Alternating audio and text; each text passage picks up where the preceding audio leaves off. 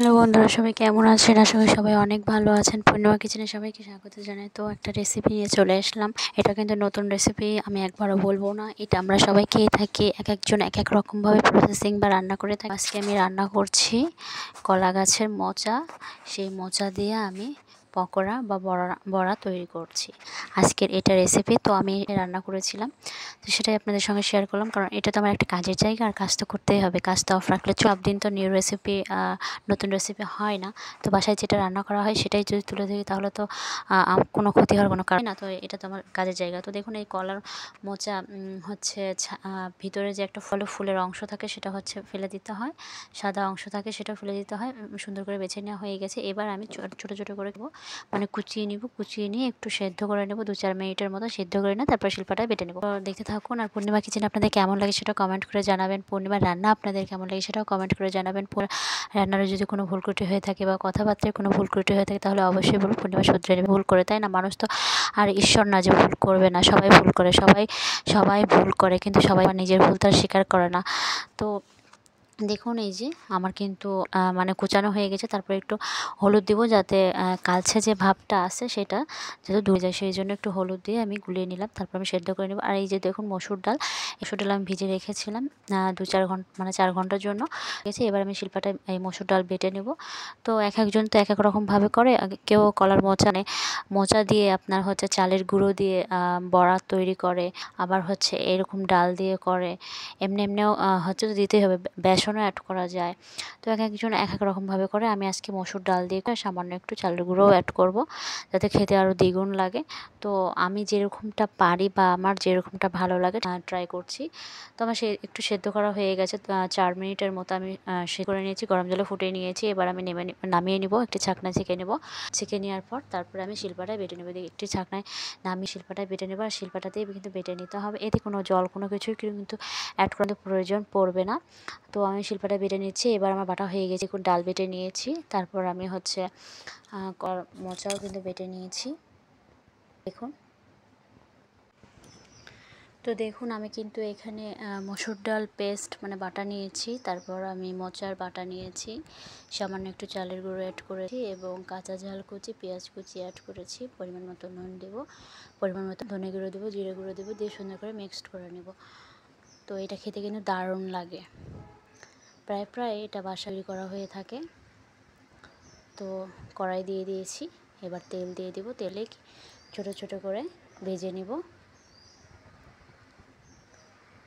দেখতে থাকুন, পূর্ণিমা কিচেনের সঙ্গেই থাকবেন। যদি পূর্ণিমা কিচেনে আপনাদের ভালো লেগে থাকে তাহলে একটা লাইক, চ্যানেলটি সাবস্ক্রাইব করে পাশে থাকবেন। আর যদি ভালো না লেগে থাকে তাহলে ধন্যবাদ, ইগনোর করে চলে যাবেন, কোনো সমস্যা নেই।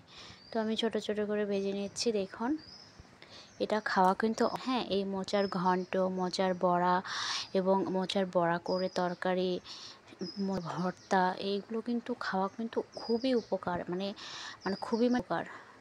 তো গ্রামে এটা কিন্তু পাওয়া যায়, প্রায় সব বাড়ির আশেপাশেই কলার গাছ থাকে। তো এটা আর কিনতে হয় না। কিন্তু হ্যাঁ, শহরে কিন্তু তেমন একটা আর পাওয়া গেলেও কিন্তু অনেক চড়া দামে কিনতে হয়। চড়া দামে কিনলেও কিন্তু এটা খাওয়া কিন্তু অনেক উপকার।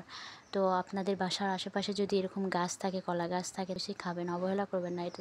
এটাতে কিন্তু অনেক পুষ্টি, অনেক উপকার, অবশ্যই খাবেন।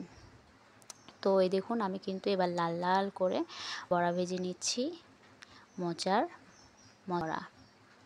আর যেহেতু এটা একটু মিষ্টি জাতীয়, সেই জন্য একটু ঝালের পরিমাণটা একটু বেশি দিতে হবে, কারণ ঝালের পরিমাণটা একটু বেশি না দিলে খেতে একদমই ভালো লাগবে না।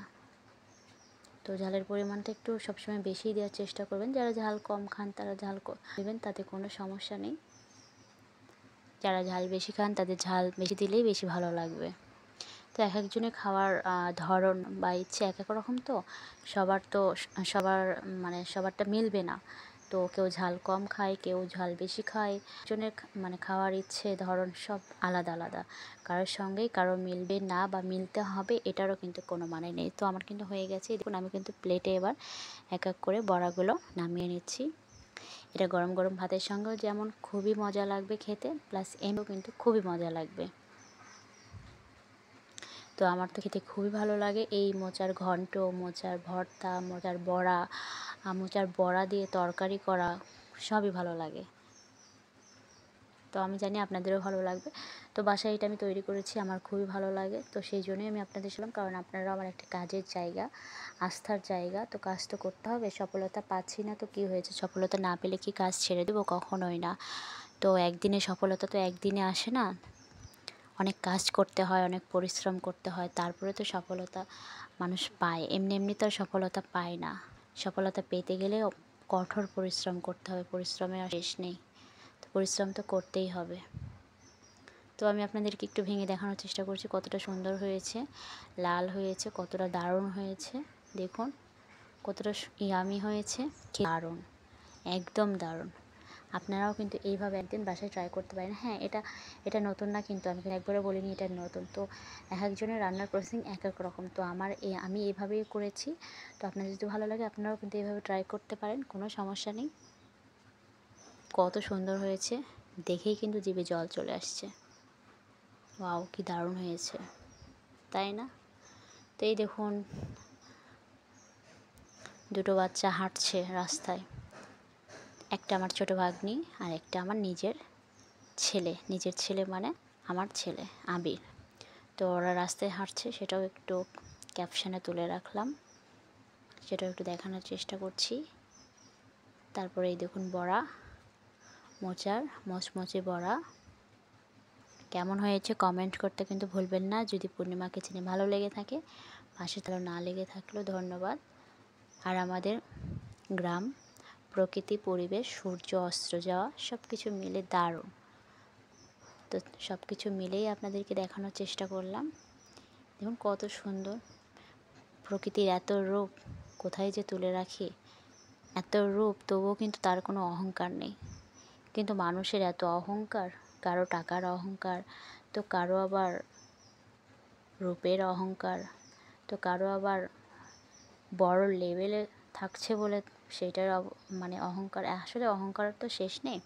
কিন্তু প্রকৃতি দেখুন, প্রকৃতি এত রূপ, আর রূপের রানী, তবুও কোনো নেই, বিনা স্বার্থে তার রূপ দিয়ে সবাইকে মুগ্ধতা ছড়িয়ে দিচ্ছে, সবার মনে বাস করে আছে।